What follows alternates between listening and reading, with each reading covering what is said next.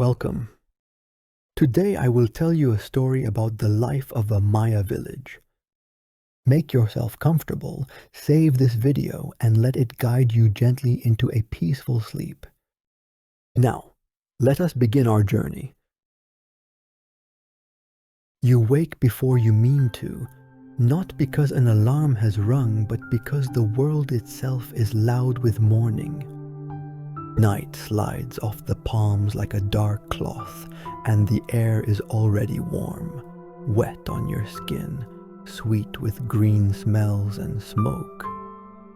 You open your eyes to a roof of palm thatch, layered and honey brown, stitched with thin shafts of light. Smoke hangs in the rafters in a soft blue ribbon. The floor is earth-packed smooth, cool to the touch, dotted with footprints from bare feet that moved through the dark not long ago. Someone stirs the hearth. A coal answers with a sigh. Outside, insects trill without pause, birds trade bright notes, and far away a deep, hollow call rolls through the trees, like a drum hidden in the canopy. You are not at home. Home would have walls with corners and clocks and a door that shuts out weather and noise. Here there is no door, only a woven mat drawn aside. The village wakes all at once because morning belongs to everyone. There is no glass to mute the sound, no switch to hold back the light. The day arrives not as a choice but as a presence. You take a breath and taste ash and damp and the faint sweetness of ground corn, and you understand the first truth. You would not last a day here, because even breathing is different. The air is weight, and it asks something of you with every breath. You sit up on a woven mat. Your legs are dewy with the night's humidity. A gourd bowl by your hand is beaded with water on the outside and warm on the inside. You drink, and the water has the taste of clay and smoke because it has lived in a clay jar beside a hearth. It is not cold.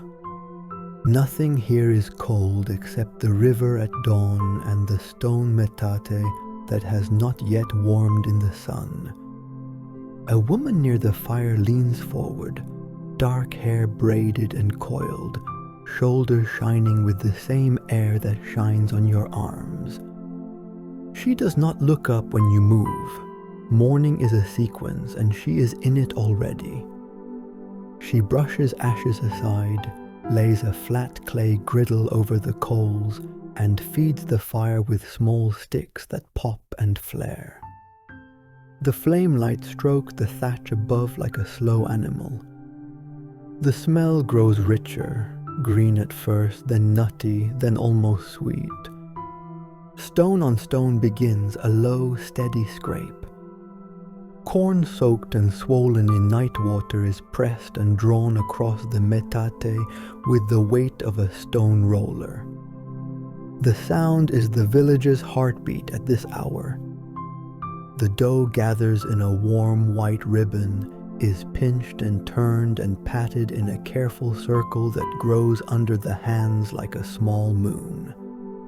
It lands on the griddle with a soft slap and goes from pale to speckled, steam rising in a faint breath. The woman turns it with a practiced lift of fingers that never flinch at heat. Your own skin flinches just watching. This is the second truth. You would not last a day, because the day is muscle deep in hands and wrists and backs, and everything is done close to heat. You step outside. The world is green enough to hum. Leaves throw shadows like nets. A narrow path threads between houses of wattle and daub, their walls whitewashed, their roofs feathered with palm. Smoke climbs from many hearths and spreads into the trees, and the trees accept it. Children are up already. bare feet bright with dew, hair tied with string, voices quick as birds. A dog lies long and golden in a stripe of sun, one ear flicking at flies. Farther off, men pass with tools over their shoulders, wooden shafts darkened by years of hands. The tools are not sharp the way you think sharp should look. They are sharp enough. A basket creaks on a strap across a woman's forehead as she walks, the weight riding her spine like a tame burden. It looks easy. It is not. Almost nothing looks like labor until you try it. A boy trots past you with a clay pot and a gourd dipper. He does not spill. His feet know the bumps in the path, every root and hollow, because they meet it every day. Your shoes would slip in the first 10 steps. Your eyes would sting from smoke. Your shoulders would complain at the angle of the basket strap. You would want to sit, and there is nowhere to sit except the earth, which is where people sit, and the earth is damp. Here is the third truth. You would not last a day, because comfort is not a thing that arrives from outside. Comfort is a technique learned and kept, and every technique here is a practice. At the edge of the path stands a small altar stone, worn smooth with a dish blackened by many fires. A curl of incense climbs from it, white and resin sweet, a smell that is part tree and part prayer. A hand appears, scatters a pinch of ground seeds, touches fingers to forehead, heart, and air. No one stops to watch. This is not performance. It is how the day is shaped, how people speak to what is larger than them. Smoke threads upward and unspools in the leaves, and for a moment everything seems to hold still. The light through the palm fringe, the dust motes turning, the winking scales of a lizard's back as it hesitates and darts. The fourth truth comes quietly. You would not last a day, because here even walking to fetch water has a ritual, and ritual is not decoration. It is the seam that holds morning to noon. Sound stacks itself in layers. The skittering of hens. The soft percussion of tortillas being patted round. The rhythmic scrape of stone grinding corn. The chuckle of water poured from jaw to gourd. Bee wings. A distant shout answered by another shout farther along the path. A baby's brief, insistent cry followed by a low, even song from a throat that has sung often. Out past the houses a field glints, green spears in neat islands, 3 sisters rising together. Beyond that, the forest stands, its edge not a line but a conversation between trees and field that never ends. Somewhere in that green, someone laughs, and the laugh comes back softened, fed back by leaves. Time here does not proceed the way it does where you came from. It does not snap. It flows. Your mind, trained for sharp hours and calendar squares, slips and snags. Here is the 5th truth. You would not last a day, because the day is not measured only by sun and shadow, but by tasks, by cycles, by hands finishing what dawn began. A man in a white cotton tunic steps past, his hair bound, his feet quiet. He carries a small bundle, string, flint, a bit of twine, a packet wrapped in leaves. Everything he needs fits in the crook of his arm. He nods, and you see the lines at the corners of his eyes are not from squinting at screens, but from squinting at light reflected from water, from fire, from sky. He lifts his face and tastes the air the way you might lift a weather app. It is going to be a hotter day than yesterday. The air says so to him plainly.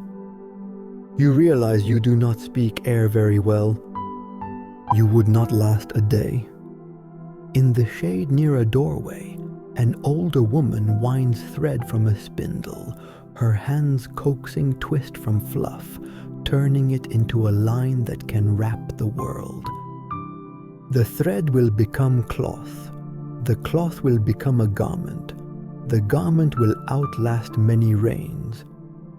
When she lifts her eyes, they are a gray you did not expect in this place of greens and browns and golds, and for a moment you see the whole day held inside that glance.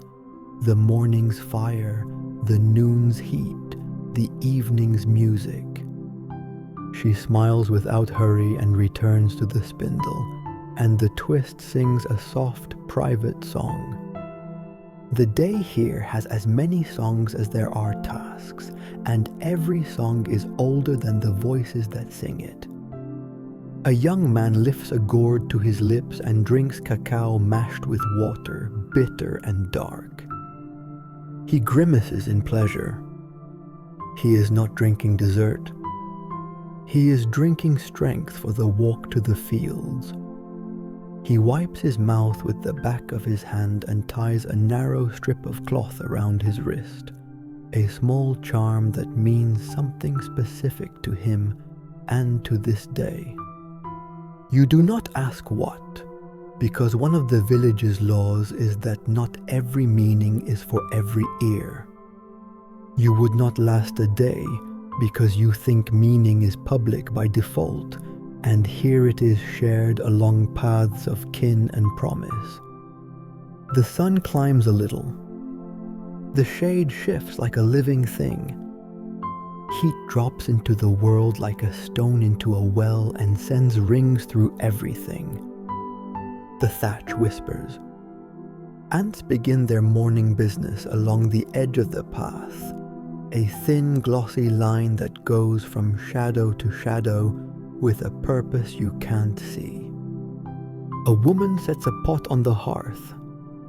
Steam blooms and carries with it the scent of herbs that brighten the tongue and ease the belly. Your stomach answers. Hunger here is not scheduled. It is attended to the way smoke is attended to, the way cloth is coaxed from thread, the way the sky is red from the undersides of leaves. You stand where you are and let the day arrive around you. It does not need you. It is good at arriving without you. It will continue its patient work whether you learn the rhythm or not.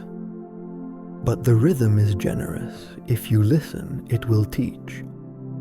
The scrape of stone, the pat of dough, the clap of hands, the hush of incense smoke, the footfall on earth, the bird's call answered by another call half a breath later, the way a name is spoken when someone turns their head gently instead of sharply. You begin to understand that to belong here, you must soften the way you hold yourself, the way you hold time, the way you hold heat and wet and sound.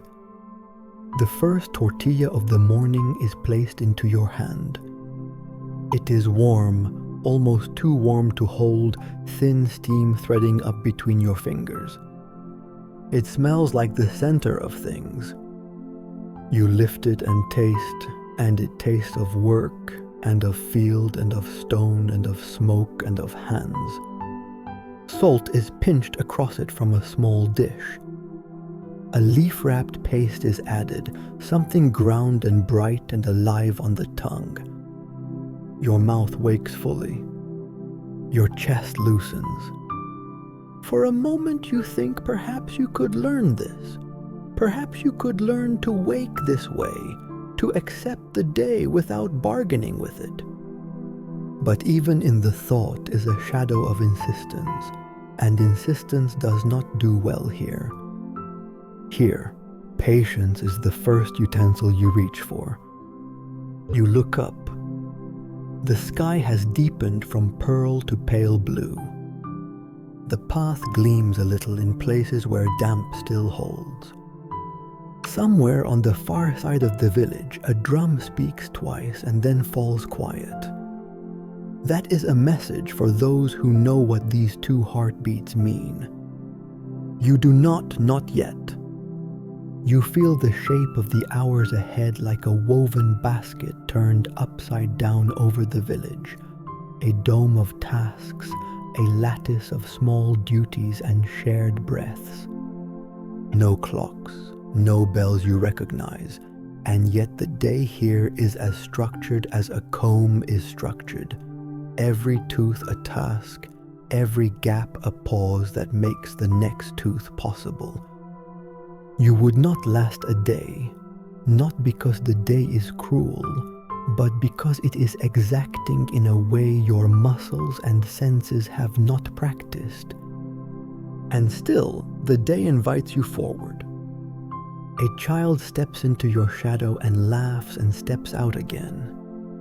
A dog huffs, stands, stretches, shakes the morning from its coat, and lopes after something only it can see. The smoke thins, the hearth glows, the path is a ribbon of earth that unrolls into the trees and fields and back again. Morning is a braid, fire, food, prayer, tools. You stand inside it and it holds. The men fan out through the fields, each one taking a strip of earth, each one knowing without words where to stand, where to begin.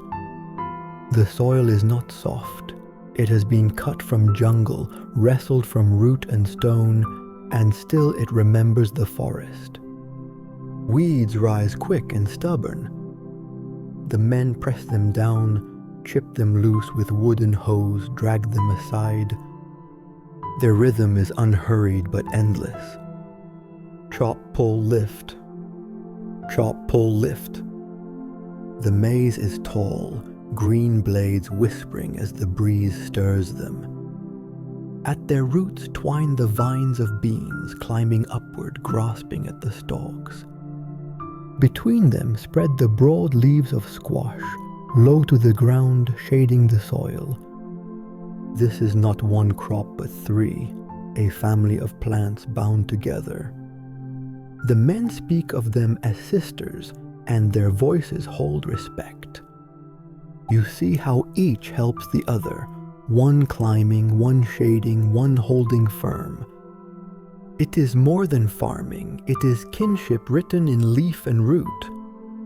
One man kneels, clears a patch of earth, presses a seed deep with a finger, then pats the soil closed with a tenderness that surprises you.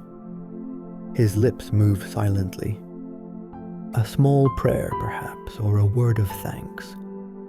You cannot imagine planting seed this way at home. You think of machines of rows so wide they disappear. Here each hole is touched by hand, each seed spoken to. Farther back, in the shade, women prepare food for those who labor. They unwrap bundles of tamales steamed in leaves, filling the air with a smell both earthy and sharp with herbs. Girl carries a jar of water, balanced with a strap across her forehead. She does not stumble. Her bare feet know the ground as if they were eyes. When she sets the jar down, the clay sweats in the heat, and the water inside is cool because the jar itself breathes. You drink from a gourd, and the taste is startling, not from pipes, not from bottles, but from stone and sky. Children do not sit idle. A group of boys gathers small sticks, snapping them, stacking them, preparing fuel for later fires. A little girl pats dough into circles under her mother's gaze. Her hands too small yet, the circles uneven. Her mother smiles and straightens the edges, never scolding, always guiding. Another child chases a ball of rubber that bounces strangely, alive with a spring no leather ball you've known could match. His laughter rises, sharp as bird call, and then vanishes as he is called back to carry something heavier. The old men do not bend in the fields. They sit in shade near the plaza, their knees drawn up, their eyes watchful. One sharpens a knife of obsidian, black and glassy, a flake so thin you can see light through the edge. Another burns incense in a small clay dish, the smoke winding upward, carrying words you cannot hear. They are not idle. They are keeping the day in balance, holding the village within its rituals as surely as the men in the fields hold the crops in order. Inside one hut, a woman at her loom passes thread through thread, tapping a rhythm that is both music and pattern. The cloth grows beneath her hands, bright as bird feathers, red against white, blue against green. The design is not random. Each knot, each stripe carries a meaning you do not know. Her daughter watches, fingers twitching, learning before she learns. The loom creaks softly, a voice of wood and cotton that will go on for hours. The heat climbs. The air thickens. Sweat darkens the backs of tunics. But no one stops. They pause, yes, to drink, to straighten, to stretch a back. But the pause is part of the rhythm, like silence in music. The day does not allow retreat. It asks for endurance, for patience. You try to imagine yourself here, hour after hour, bent over with a hoe, your skin burning, insects crawling, the ground unyielding. Or inside, by the fire, grinding corn until your arms ache, weaving until your eyes blur, carrying jars until your shoulders bruise. Your mind recoils. You would look for rest, for a chair, for a clock to tell you a break has come. But no clock will come. The only clock here is the sun, the only measure of time the tasks themselves. A boy no older than 10 strides past with a bundle of wood strapped across his back. It is heavy.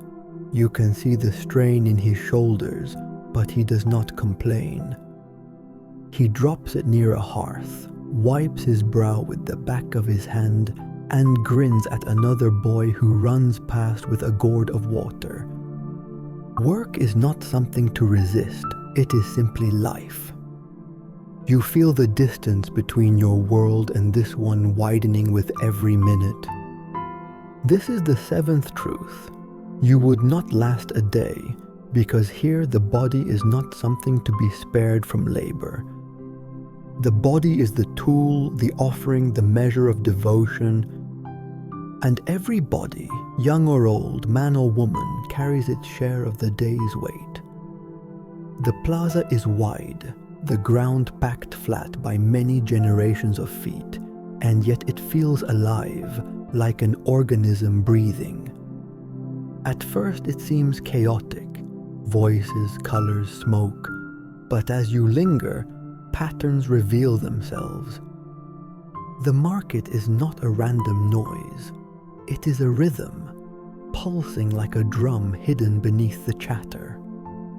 A woman squats beside a woven mat, her hands arranging piles of maize kernels in neat circles, yellow, red, black, white.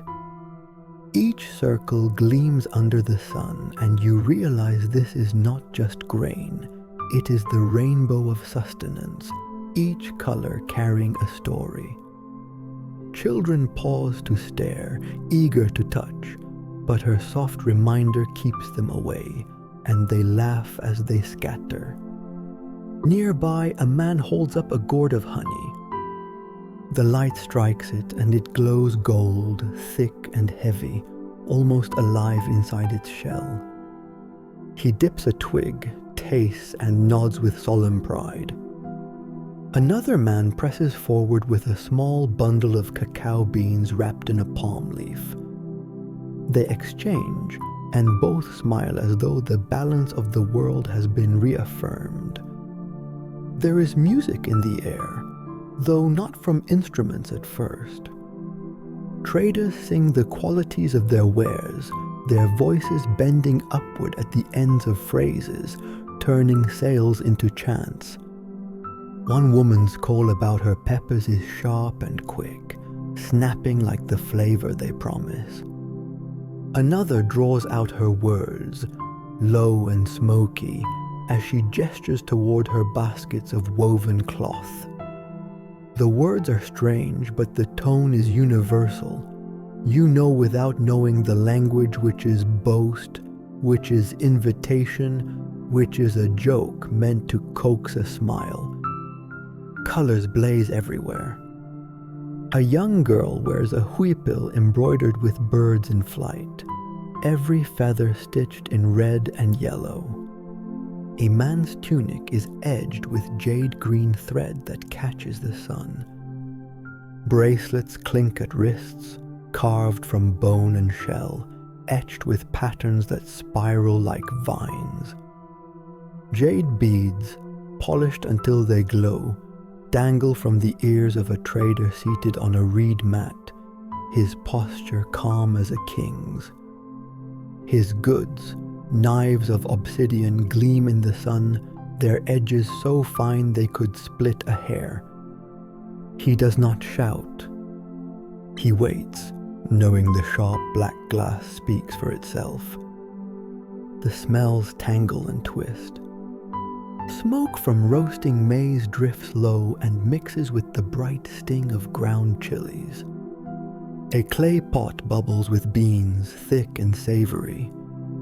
Another vessel holds a drink whipped to froth, cacao beaten with a carved wooden whisk, the foam trembling like clouds. When it is poured into a gourd and offered to you, the first sip surprises. Bitter, spicy, rich. It is not the sweet chocolate you know, it is sharper, stranger, a drink of warriors and priests. Your tongue tingles, your chest warms, and your eyes water faintly. Around you, men grin at your cough, their laughter friendly but knowing. Everywhere you turn, there are small scenes. Boy crouches, trading a single fish for a handful of beans, pride glowing in his eyes as he straightens. An old woman sells small clay figurines, jaguars, birds, gods with wide staring eyes. She places each one carefully into the hand of a child, muttering a blessing with every trade. A group of young men laugh as they compare feather ornaments, boasting which bird's plumage shines brightest. And always, dogs weave through the crowd, noses low, tails flicking. They snap up crumbs of maize, nuzzle the hands of children, lie down in the shade of stalls until chased away with gentle kicks. Chickens dart between legs, clucking, feathers ruffled. You notice how little space belongs to the individual. There are no quiet corners, no private walls. Everything is open, loud, public. A woman breastfeeds her child as she argues over the price of salt, her voice steady, her baby's fist curled in her hair. A man sharpens a blade on stone while carrying on a bargain with 3 others, never pausing, never lowering his tone. Life is all one piece here. Work, family, trade, laughter, prayer, woven together without seams. You stand at the edge and feel yourself unravel. At home, you are used to choosing when to be private, when to be public, when to speak, when to retreat. Here there is no retreat. The market presses in, warm and living, insistent that you join or be invisible. And you have nothing to trade, no beans, no salt, no cloth. You are empty-handed, and your emptiness feels louder than any shout. Still, no one casts you out. A child darts past and presses a roasted grasshopper into your hand. Its legs are crisp, its body shining with spice. You hesitate, then bite. It crackles, nutty and sharp, a taste that is both strange and satisfying. The child laughs, delighted, and vanishes back into the swarm of legs. You chew slowly, smoke and spice filling your mouth, and you feel the village smiling at your awkwardness. By midday, the market has thinned. Goods are gone, baskets lighter, voices softer. The people drift back to their homes, to their fields, to their looms. But the plaza is not empty. It has absorbed the day's bargains, laughter, chants, the smell of food, the rhythm of exchange. It is as if the earth itself remembers every trade, every word, every bean passed from hand to hand. And this is the ninth truth. You would not last a day because you do not know how to give and take without coins, without numbers, without privacy. Here, trade is not a transaction. It is breath, binding the village together, and you are only just learning how to breathe it in. The crowd thickens around the altar, and the plaza changes from a place of trade to a place of reverence. Where before there were bright calls and laughter, now voices drop low, hushed into a different rhythm. Children cling to their mothers' skirts, wide-eyed but quiet, their playfulness pressed down by the weight of the moment. Dogs slink to the edges, lying in dust, ears flicking, eyes watchful. The altar itself is not tall, not polished marble, but a squat block of stone, dark with age, grooves cut by hands that placed offerings there for centuries.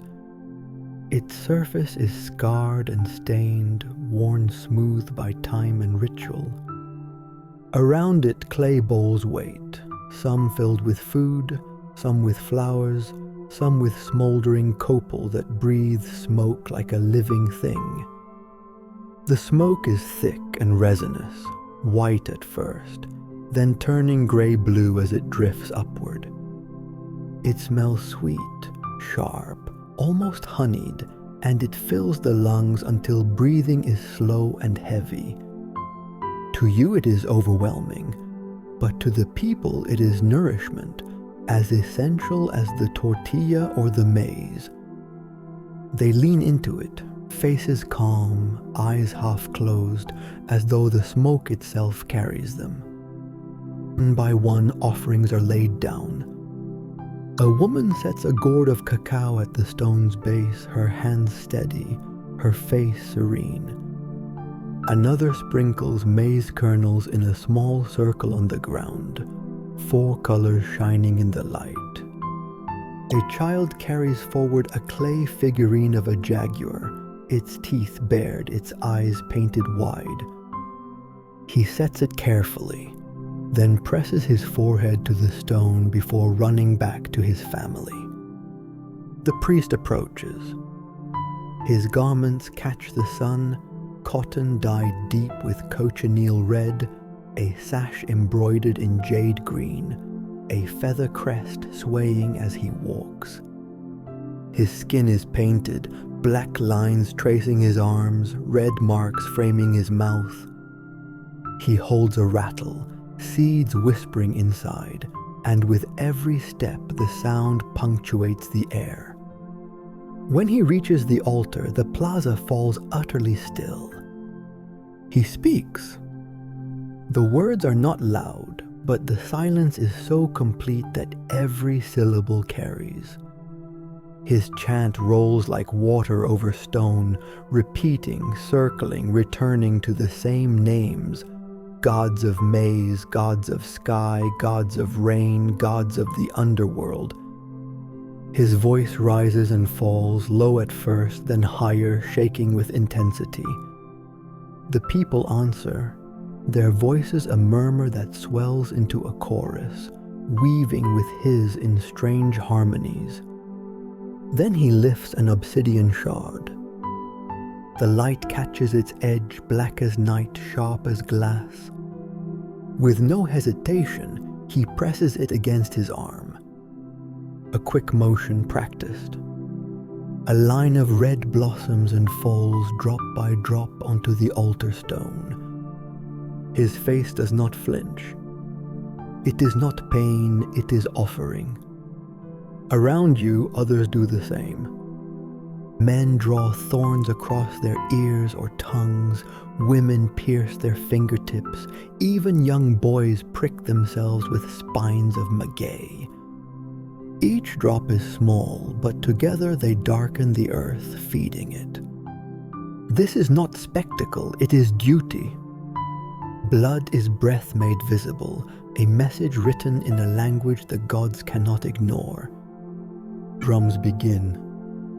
They are not hurried, but heavy, slow, echoing from hollow logs struck with padded sticks. The sound reverberates in your chest, as if your own ribs are the drum. Flutes join, high and wavering, their notes bending like birdsong carried on the wind. The rhythm pulls the crowd together, feet swaying, voices chanting in time. The smoke thickens, curling into the sky in pale pillars. Your eyes water, your skin prickles. The music and the incense coil around you, pressing in until you feel unsteady. You look at the faces around you, serene, intent, their bodies swaying with the rhythm, and you realize that this is not occasional, not rare. This is daily. The sacred does not wait for special days.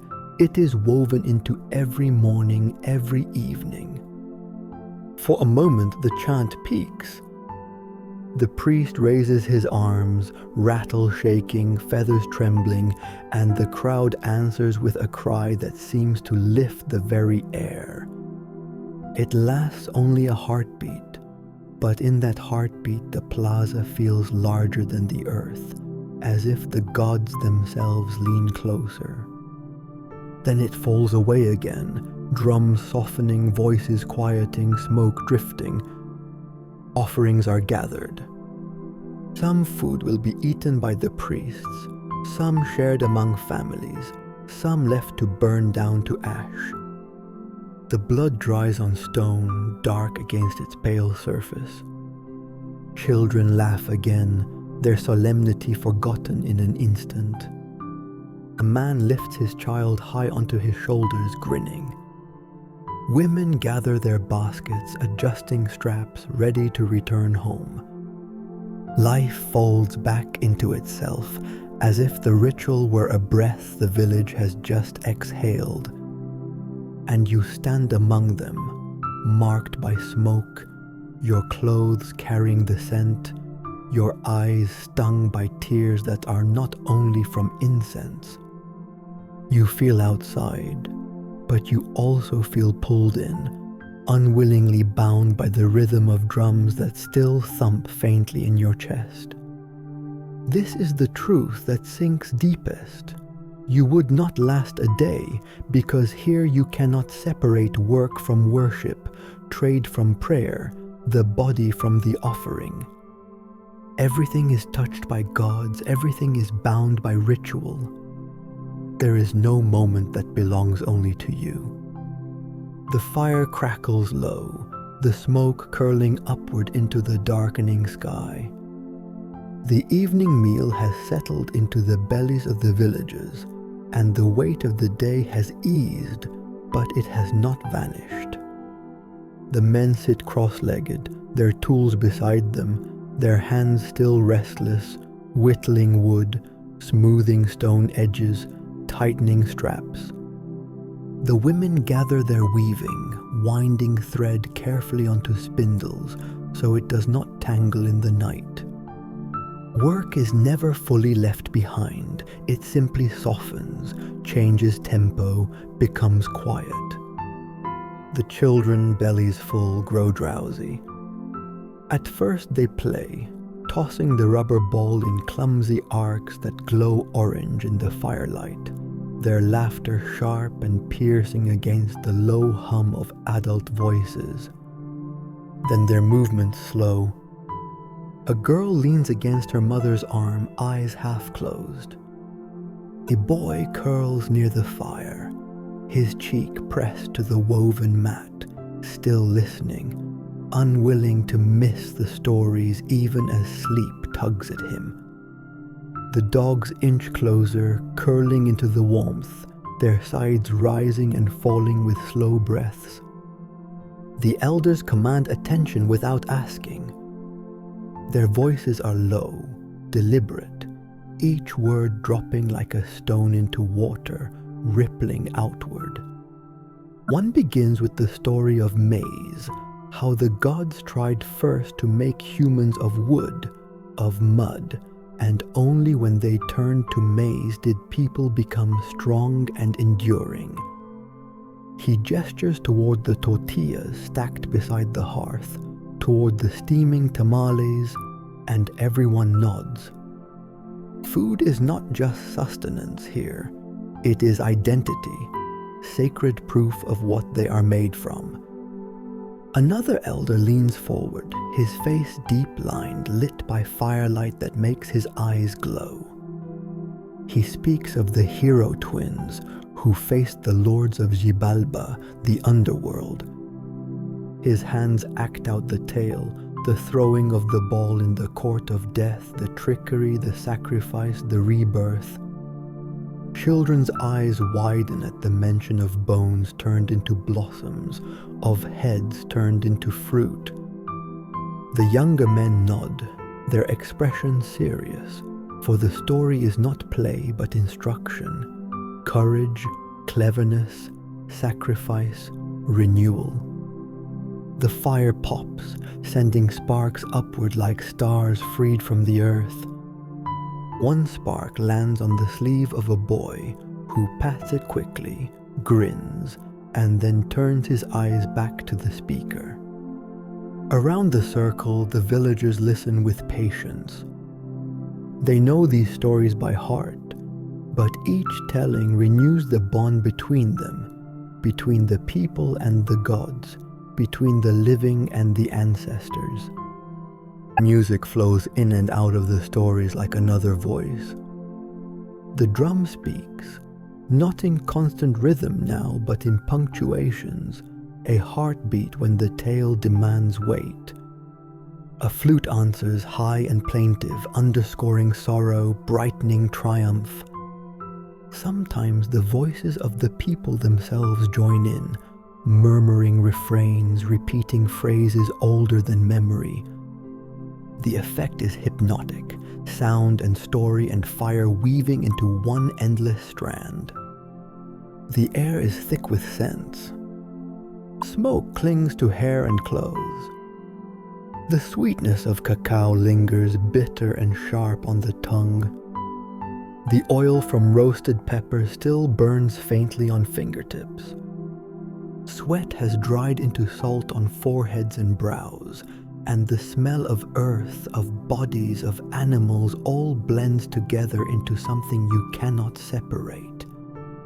It is not unpleasant, it is simply alive. As the night deepens, the stories grow darker. An elder tells of jaguars that prowl just beyond the firelight, spirits of the night that guard the balance of the world.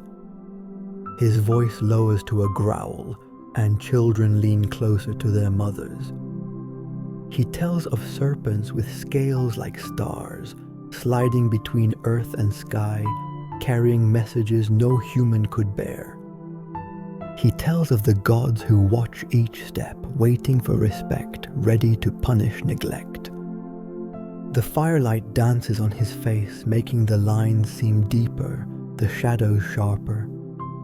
You shiver, though the air is still warm. The night presses close now, and you realize the jungle is not silent. It has been speaking all along, under the stories, behind the music. The chorus of insects, steady and shrill. The croak of frogs near unseen pools. The rustle of leaves as lizards dart. The distant call of a bird, haunting, repetitive. Somewhere farther still, a deep growl that could only belong to something large, something with teeth. The people hear it too, but their faces do not change. They are used to it. To them, the night sounds are not fear but fabric. To you, they are a reminder of how small you are.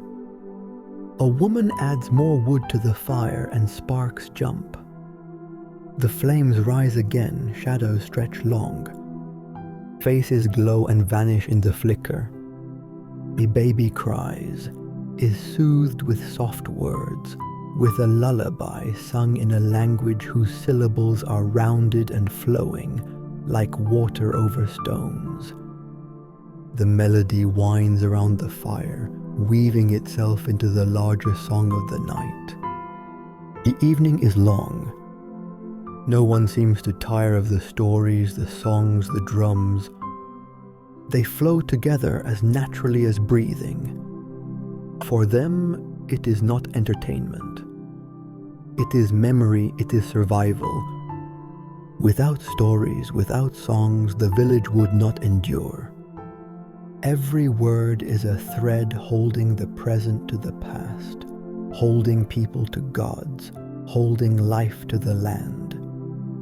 And you sit there, your body aching from the hard ground, your eyes stung by smoke, your mind dazed by the strangeness of it all. You think of your own evenings, quiet rooms, soft chairs, light you can turn off with a switch, and you know this is not that. This is not rest as you understand it. This is rest that still works, that still binds, that still demands presence. This is the 12th truth. You would not last a day, because even in the evening, when you long for silence and solitude, you would find only firelight, smoke, story, and sound. And here that is enough. For you it would not be. Night takes the village slowly, like a tide rising at the edges of the earth. The fire in the plaza burns lower, the drums fall quiet, the last words of the elders fade into the dark. One by one, families peel away, carrying children heavy with sleep, gathering dogs, tucking bundles of weaving and tools under their arms. The night belongs not to humans alone, and everyone knows it. Inside the huts, the fires are banked low, just enough to keep coals alive. The air grows thicker without the breeze of day. Smoke drifts lazily in the rafters, trapped, faintly glowing in the light of the embers. Mats are spread across the packed earth floor. They are not beds, not soft. They are reeds woven tightly, cool and flat. A family lies shoulder to shoulder, sometimes two to a mat, sometimes more, children curled between parents, dogs pressed near the doorway. There is no room for distance, no space for privacy. Sleep here is shared. You lie down. The earth beneath the mat is uneven. Stones press against your hip, your back. The air clings to you, humid and heavy. The smoke stings your nose, makes your eyes water. You shift, try to find comfort, but comfort does not come. Around you, others settle easily, their breathing slowing, steady. This for them is enough. For you, it feels like a test. Outside, the jungle speaks louder than the fire. Crickets trill in endless chorus, shrill and sharp. Frogs croak in pulses, some deep, some high. A bird shrieks suddenly, piercing, then falls silent. Leaves rustle, though there is no wind.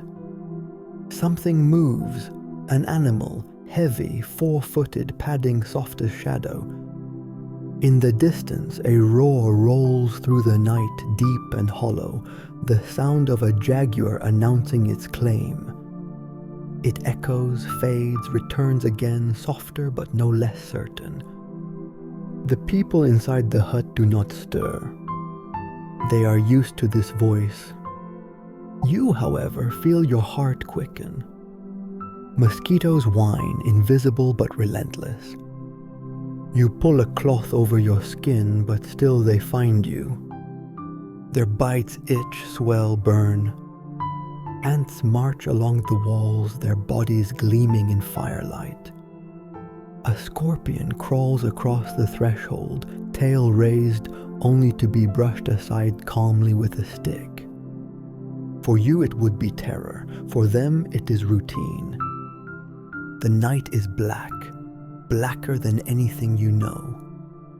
There are no lamps, no glow from distant windows, no hum of electricity.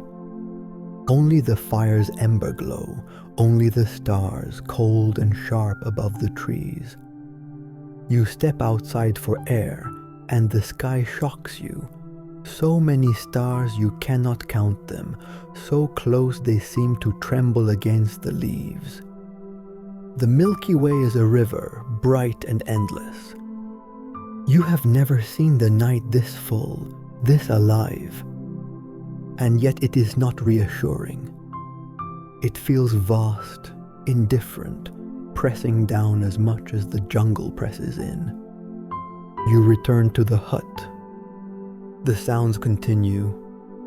Breathing, steady, human. Crickets, frogs, birds, jaguars. A drip of water from a roof leaf. A hiss as a coal collapses into ash. You close your eyes, but the dark does not soothe. It is not silence, it is another world awake, watching. You shift on the mat, your bones sore, your skin itching, your mind restless. Sleep does not come easily. This is the 13th truth. You would not last a day, because even the night does not grant relief. Where you expect quiet, you find noise. Where you expect comfort, you find hardness. Where you expect safety, you find only the thin shield of a palm-thatched roof against a world alive with teeth, stingers, claws. And yet for the people around you, the night is no enemy. It is simply another part of the cycle. They close their eyes, and they sleep deeply. Their bodies trusting the fire, the dogs, the gods, the rhythm of the jungle itself. For them, the night is rest.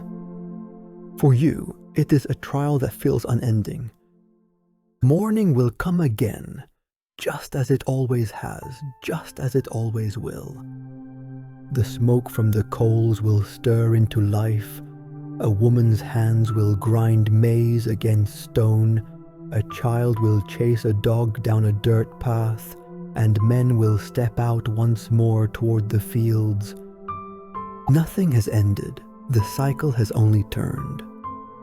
You would like to believe that one day here is only one day, that tomorrow might be easier, that the strangeness would fade if you gave it time. But here there is no tomorrow separate from today. The days stack one upon another like stones in a wall, each one nearly the same, each one holding the others up. The rhythm is the meaning, and the meaning is the rhythm. The four truths of morning return with the next dawn. The air is heavy and wet. Food is sacred before it is eaten. Ritual is woven into even the smallest act. and every breath is shared with gods you cannot see. The four truths of labor return. The fields demand sweat, the hearth demands arms and hands, the loom demands patience, the body is the tool that cannot rest. The four truths of community return. No trade without offering, no voice without chorus, no life without exchange, no privacy in the crowd. The four truths of night return. The jungle does not sleep, the stars are vast and cold, the mat is thin, the darkness is full of eyes. You would not last a day, because a day here is not something to endure once. It repeats and repeats and repeats. It asks not for one effort, but for endless effort. For the Maya, this is strength. The cycle is the point. They are sustained not in spite of the repetition, but because of it. Each tortilla pressed, each seed planted, each prayer whispered, each story told is another stitch in a fabric that cannot tear. For you, the fabric feels heavy. The smoke stings your eyes, the food tastes strange, the earth is too hard, the air too thick. You crave the small freedoms you are used to, the silence of a closed room, the softness of a mattress, the ease of food pulled from a package. None of that exists here. Here, comfort is not granted. It is made, wrestled from fire and soil and stone, shared among many, offered always to gods before it reaches you. But for them, this cycle is life, and life is sacred.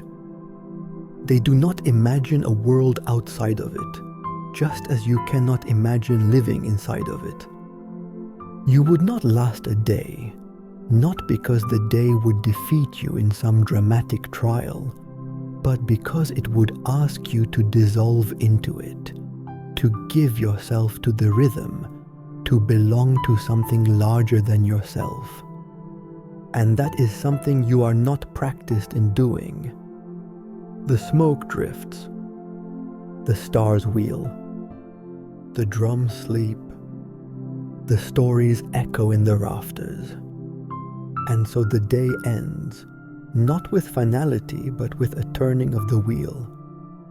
Tomorrow will be the same, and the day after, and the day after that. The village sleeps. The jungle hums. The gods listen. And you are already fading into rest, your breath slowing, your eyes growing heavy. Let the sounds of insects become your lullaby. Let the smoke become your blanket. Let the rhythm of drums long faded still beat in your chest. The day is over. Another waits. And you, whether you would last it or not, may sleep now.